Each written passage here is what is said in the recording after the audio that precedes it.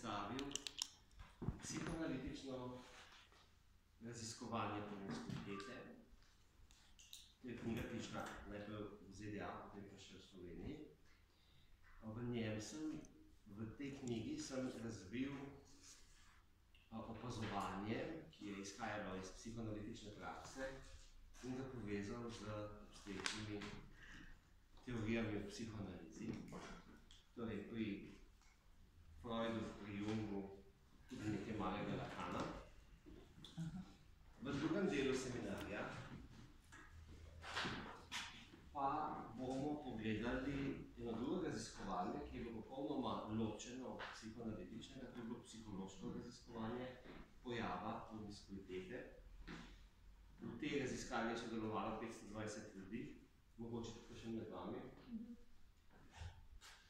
390 žensk in 120 moških je izpolnilo vprašanje, ki je na spletni strani in nastala je potem doktorska dizertacija na isto temo, ki je, in to bo tudi neko presenečenje seminarja, na nek način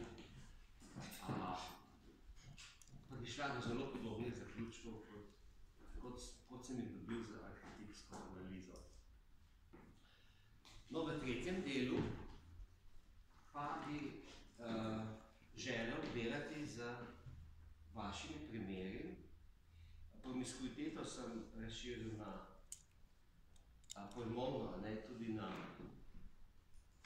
še dva fenomena, torej poleg spolne promiskuitete še prenajedanje in kompulzivni shopping.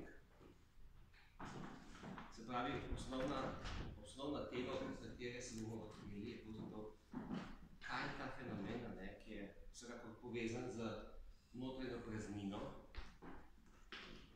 pomeni lahko za posameznika in seveda tudi v astrološki simboliki, ker gre za dinamiko dveh kraljev v grški mitologiji, Jupitra in Saturna, kako zdaj lahko gledamo različne probleme, pojave promiskuitete pri posamezniku, v povezavi z astrološkim diagramom, to je imenovano rojstno astrološko karto, ki kaže, kakšna specifična individualna dinamika se povezuje s tem pojavom, ki ima vsekako globlje psihološke in psihodinamične